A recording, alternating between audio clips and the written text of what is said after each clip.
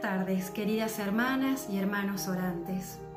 Vamos a serenar nuestro espíritu para ponernos en presencia del Señor, en el nombre del Padre, del Hijo y del Espíritu Santo.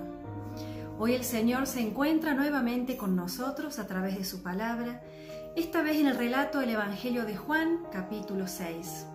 Si recordamos el relato anterior, en el capítulo 5, Jesús se encontraba en Jerusalén, junto a la puerta de las ovejas, en la piscina de Betsatá. Y ahora, sin transición, lo encontramos en la orilla oriental del lago de Galilea. El paso del capítulo 5 al capítulo 6 es brusco del punto de vista topográfico, pero hay una conexión temática entre ambos capítulos.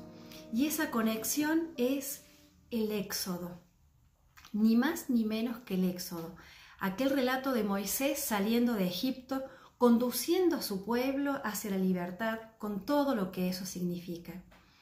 Al final del capítulo 5, Jesús mismo afirmaba que Moisés había escrito sobre él, refiriéndose a la liberación del pueblo. Y con estas palabras se va instalando la idea del Éxodo, que va a empezar a verse ahora con mayor claridad. Sobre todo cuando este relato se ubica temporalmente en el período cercano a la Pascua. Dice el texto, se acercaba la Pascua, la fiesta de los judíos. Esta referencia temporal a una fiesta tan significativa para los judíos es algo muy importante que no tiene que pasarnos desapercibido. Si el Éxodo fue el acontecimiento más importante para el pueblo judío, por su liberación y por cómo se consolidó ese pueblo, veremos qué es lo que ahora tiene Jesús para decirnos a partir de esa historia y a partir de esta nueva historia que comienza hoy. Una liberación mayor, un modo de ser pueblo diferente, algo que Jesús les va a mostrar, un camino que Jesús les va a mostrar a sus discípulos. En los capítulos anteriores Jesús había denunciado la corrupción y la miseria en los alrededores del templo. Y ahora, abandonando esa tierra de opresión, esa tierra de tanta corrupción, aparece en este monte, en este otro lugar.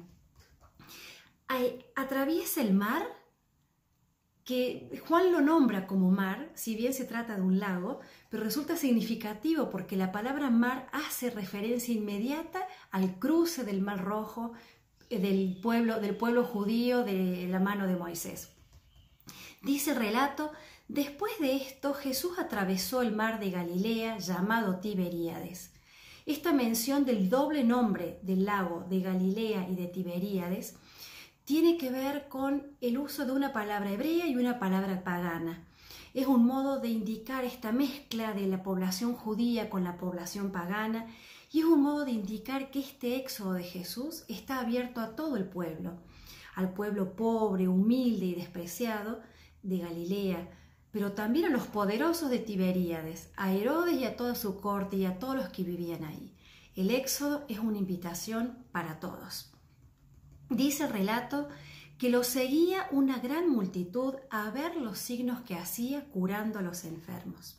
Jesús va adelante y la multitud se va acercando a él espontáneamente.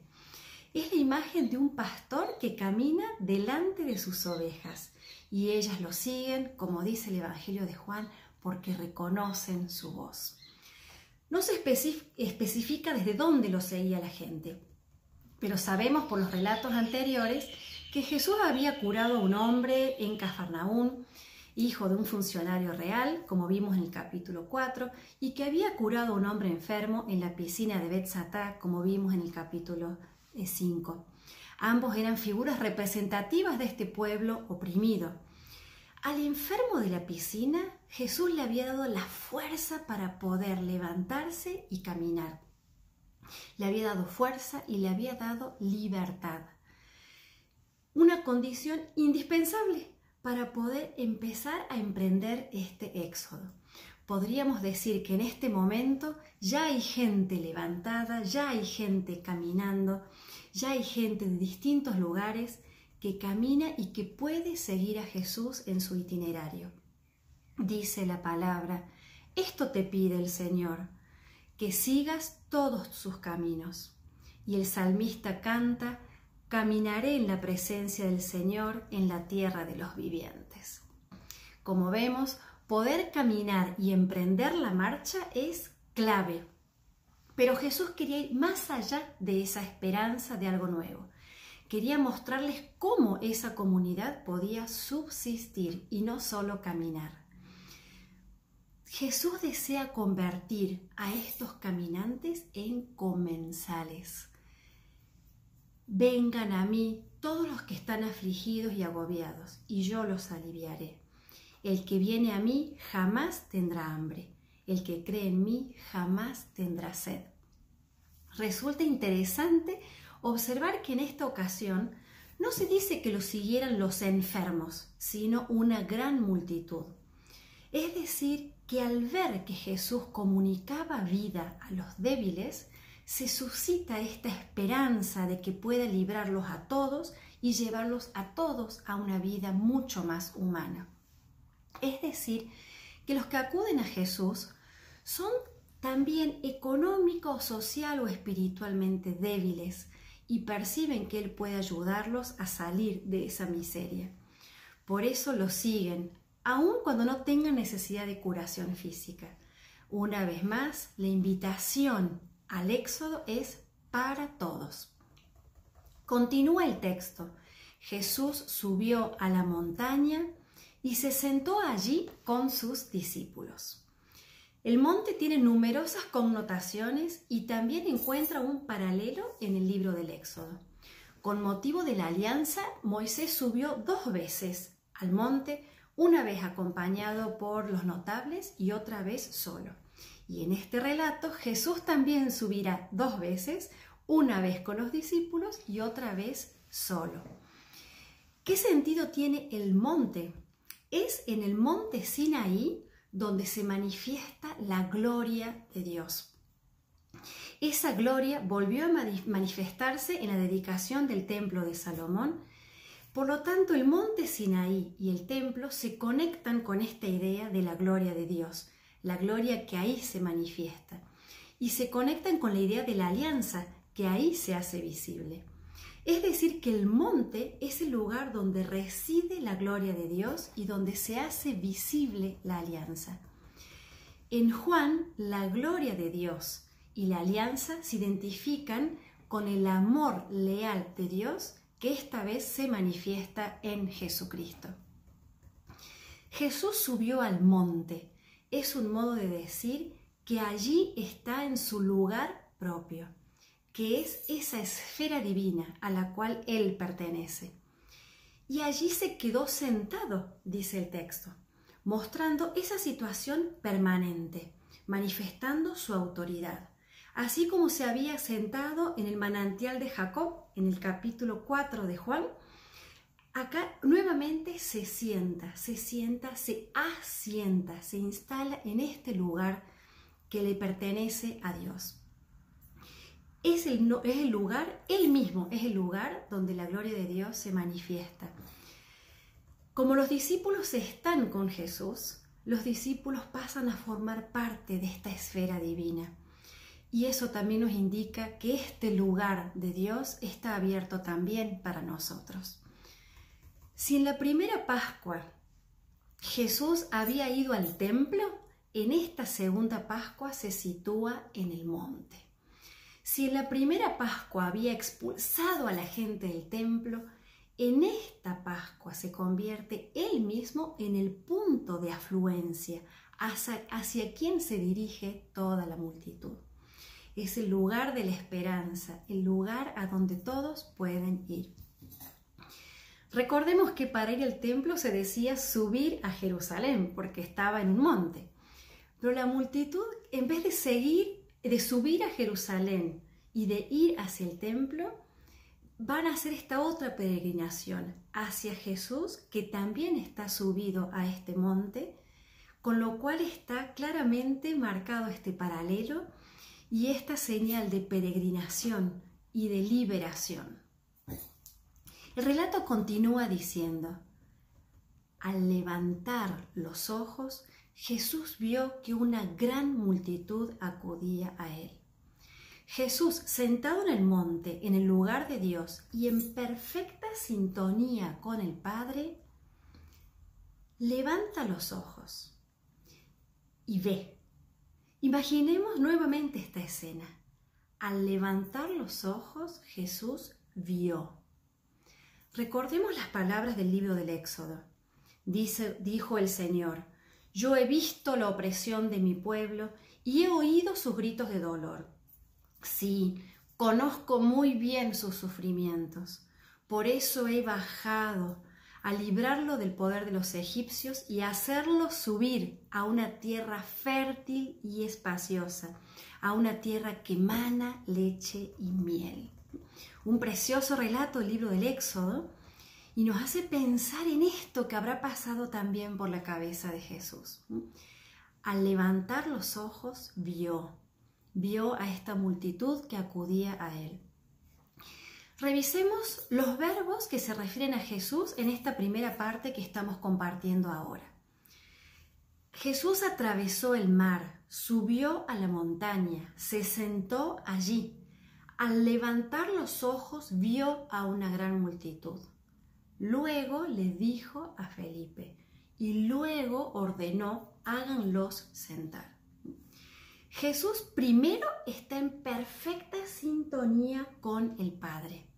Luego mira, luego habla, luego pregunta, luego da órdenes. Los gestos y las palabras de Jesús son efectivas cuando Él está en sintonía con el Padre. Él estaba en sintonía, los otros no. Por eso es que luego los involucra, y ya vamos a ver más adelante cómo son los diálogos que Él tiene con los discípulos. ¿Cuál es esta orden que da Jesús? Háganlos sentar. Jesús le encarga a sus discípulos la tarea. Interesante esto de hacerlos sentar, porque comer recostado, o háganlos recostar, también dice alguna traducción, porque comer recostado en almohadones y apoyado sobre el brazo izquierdo, era una costumbre oriental, pero propia de los hombres libres.